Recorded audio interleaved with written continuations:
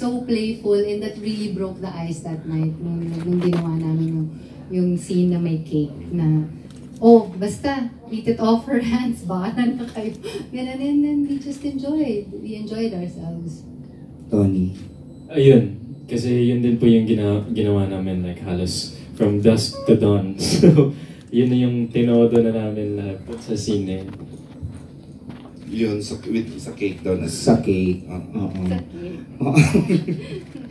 Ayoko na yung tanong, malaswa yung next sa akin. Buti na lang. We have a question from Jessica Pagiwayan of Manila Bulletin Live. Okay. Hi, Jessica. Hi po. First, congratulations. I have two questions na po.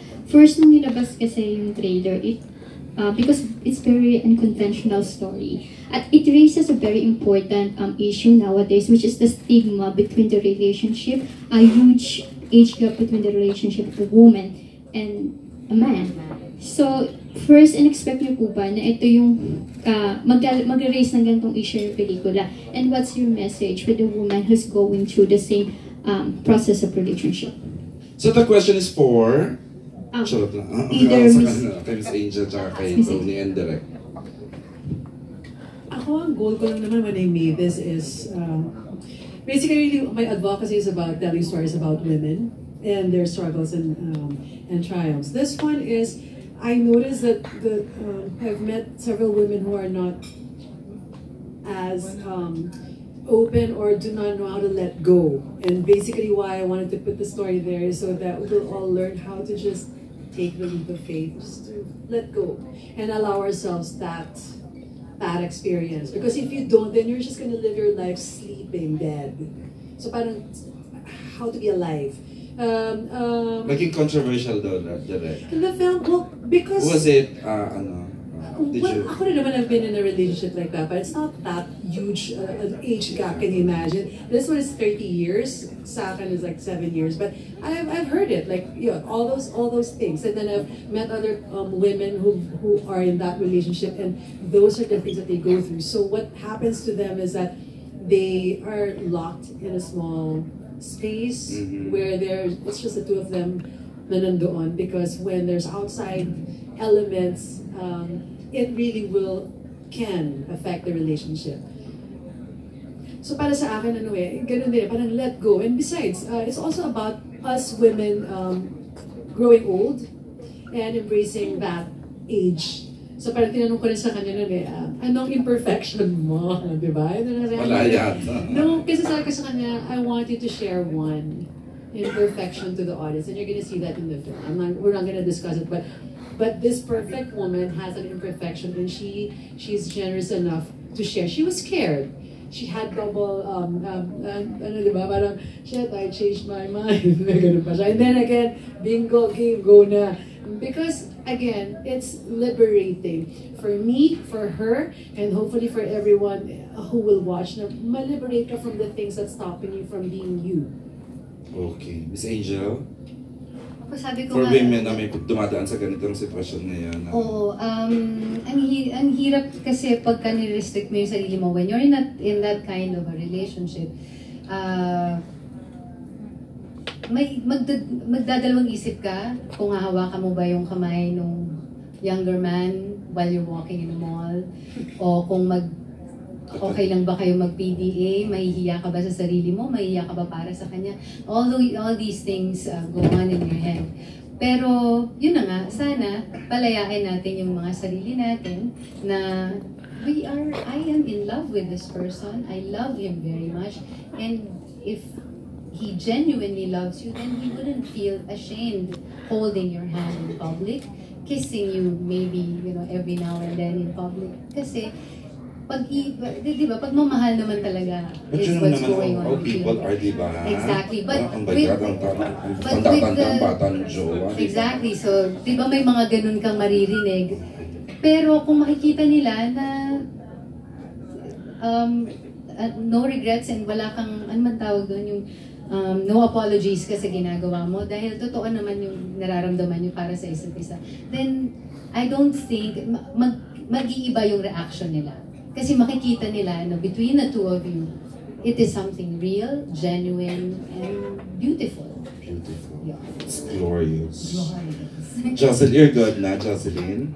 Or si Tony will answer dun sa... Tapos yung reaction ng mga tao, maybe it's a good thing. At least, diba, nakikita, this is a gauge na maybe they'll start to see it differently. Maybe they'll start to accept it and, you know, see it as a beautiful thing, as what it is.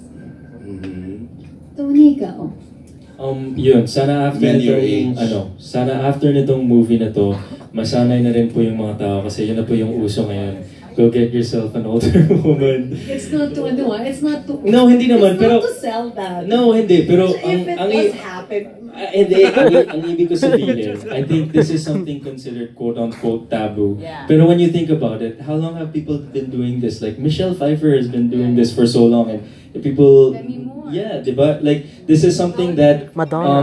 this is something that people, or maybe especially here in the Philippines, because we are a conservative country and we are a religious country, it's not something we want to talk about. When we talk about it, we get a little bit uncomfortable. But when we look around the rest of the world, this is something that people do. This is something that, this is how people live their lives, you know, because they're not looking at the age, they're looking for love, you know what I mean? When you get to a certain point in your life, you want to be with somebody and you don't really care how old they are. You just want to be loved and you just want to love back.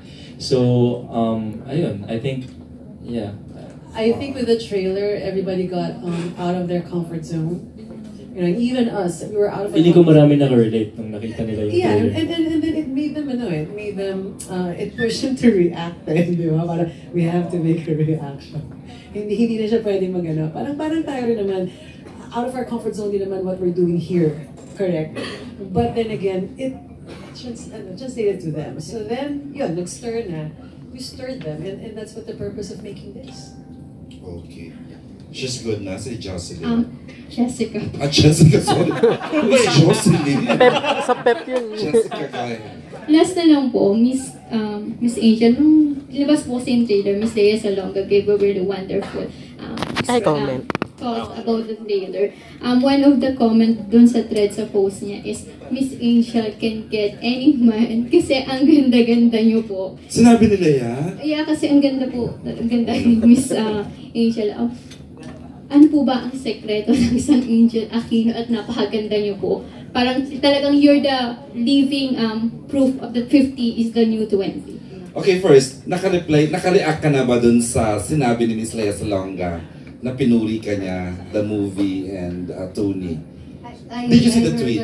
Yeah, well, oo, parang may Screen grab ang James K. Oo, nakita ko yun. And I'm so thankful kasi I did not know that she will react that way. But I guess I've always known Miss LEA to be open-minded and exposed yan eh. Exposed, diba? She's very cultured. She's exposed to wide ang exposure niya sa maraming bagay. And so,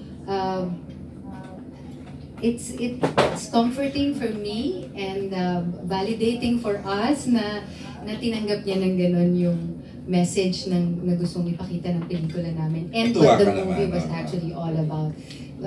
Considering that she's a married woman and you know, she planned her life very well. Tapos ito parang everything, diba? Ito yung mga, yun na nga, mga taboo and unconventional.